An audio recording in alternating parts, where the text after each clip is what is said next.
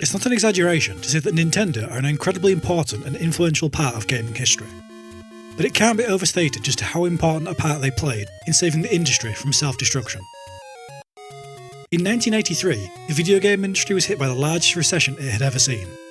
Consumer confidence plummeted due to an oversaturated market of low-quality games. Commonly blamed on Atari and its adaptation of the movie E.T. that released the year before, however E.T. was just the tip of the iceberg. 1979 saw the formation of Activision by disgruntled Atari employees, who were upset with how the publisher had treated them. Low wages and a lack of any credits attributed to them, despite being responsible for over 60% of Atari's sales at the time, being a major factor for the split. This was significant for the industry, due to at the time there being no third-party developers for consoles. Activision gained rapid success, and soon after other companies followed suit. This led to a major loss of publishing rights, which inevitably led to the increase of low-quality products flooding the market, as everybody scrambled to get in on the action. All of this combined with the steadily increasing interest in home computers pushed the industry over the edge, leading to bankruptcies, companies like Magnavox leaving the industry entirely, and the loss of an estimated $30 billion in a 2-year period. During all of this, Nintendo had been quietly working on and releasing arcade machines in Japan. Nintendo had been around as a company since the turn of the century, initially forming as a maker of handmade playing cards in 1889, and later moving into electronic toys. Plans for a home console were set in motion, aiming to replicate their arcade platform and to mimic that found in titles like Donkey Kong and Namco's Galaxian. The project was headed by Masayuki Uemura after he personally received a call from the then president, Hiroshi Yamauchi, asking him to design a system to allow people to play arcade games on their TV. Initial plans were to develop a 16-bit console that mimicked a home computer, complete with a keyboard and floppy disk drive. However, Yamauchi intervened, asking for a simpler design that used cartridges and a controller. This was to keep costs low and to keep the system as easy to use as possible, preferring that the addition of a keyboard could intimidate potential players who weren't particularly tech-savvy. Cartridges that the system used were originally planned to be relatively small, about the size of a cassette tape. They increased in size over development though, with careful attention being made to the design of the way the cartridge connected to the mainboard due to a relatively high failure rate of these connectors on arcade boards. Controllers were developed to mimic the design philosophy used in the Game & Watch, an early handheld console released in 1980. 2 face buttons, D-pad, as well as a start and select button. Incredibly minimal by the standards of today, even for handhelds, but Nintendo made it work somehow, with most games making good use of what little they had for input. In Japan, the second controller had a built-in microphone, with a volume slider replacing the start and select buttons. It was an interesting idea, though very few games across the console's library actually made use of it, with most using it to unlock Easter eggs when used in-game, rather than for any kind of primary gameplay benefit. Controllers were hardwired to the console in Japan, another method used to keep costs down, but featured traditional ports that plugged them into in other territories. This was among several differences between the Japanese and North American versions of the NES. The first, most obvious one is the name. In Japan it was called the Famicom, the original workable title being the Gamecom, with Uemura's wife suggesting Famicom, with the reasoning being that it was neither a personal computer or a home computer, but a family computer. In the West it was released as the Nintendo Entertainment System, or the NES, with the early name of Nintendo Advanced Video Entertainment System, which is a bit of a mouthful. Both of these names helped get over the perceived stigma that games consoles had to deal with after the crash, siding themselves with computers and a general entertainment system respectively. The console itself received a complete redesign for when it hit Western shores. Gone was the deep red colour and cartridge top loader, with the VHS front loader being adopted, and a 2-tone grey colour that was used with red and black accents. The Famicom first hit stores in Japan in July 15th, 1983, retailing at 14,800 yen, which is around $500 in today's money. It released with a paltry 3 games, Donkey Kong, Donkey Kong Jr. and Popeye, which isn't a lot, but these 3 games are all parts of what were Nintendo's most successful arcade games at the time, and it brought them directly into the home.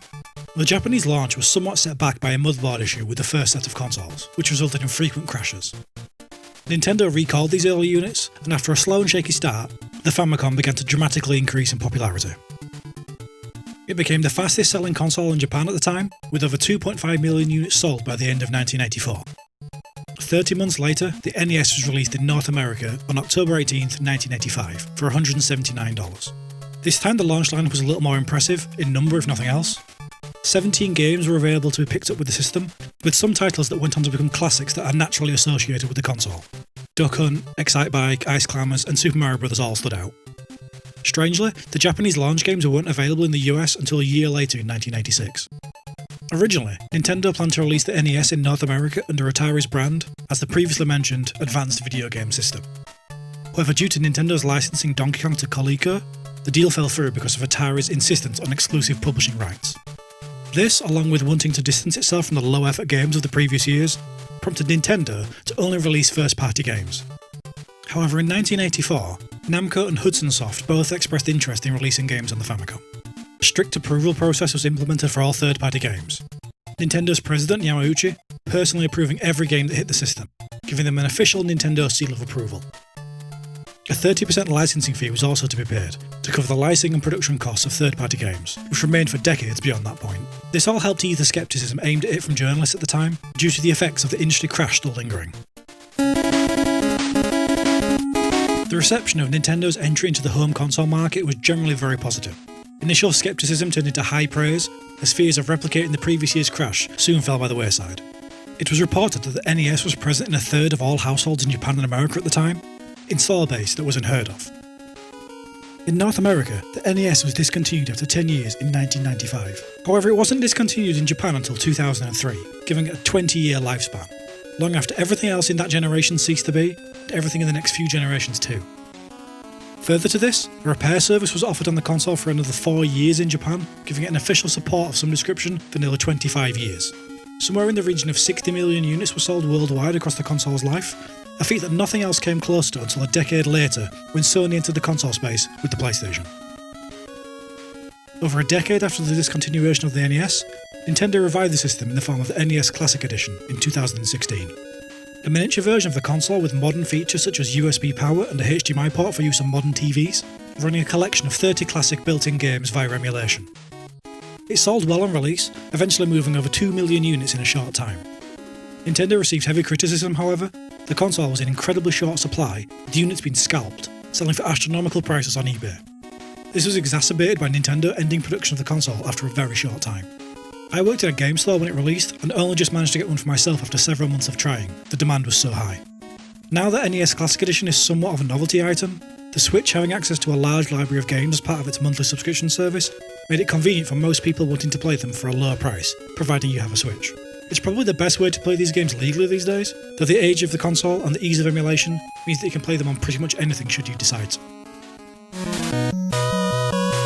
Nintendo's careful entry into what was the third console generation led to the rejuvenation of the video game industry and started it on the path leading to where it is today. It may sound like hyperbole, but Nintendo and the NES really did save the game industry, or at the very least, the game's console. The 1983 crash almost rendering it all as just another passing fad. It prompted Sega to release the Master System and kicked off what would become the console wars of the 80s, 90s and beyond. A healthy competition giving players more choice than ever before and building what is the largest entertainment industry in the world. Thank you for watching. If you managed to get this far into the video, please consider leaving a like and subscribing if you would like to see more content like this. It really does help. What was your favourite NES game or character? Or did the console pass you by until the release of the Classic Edition? Let me know down in the comments.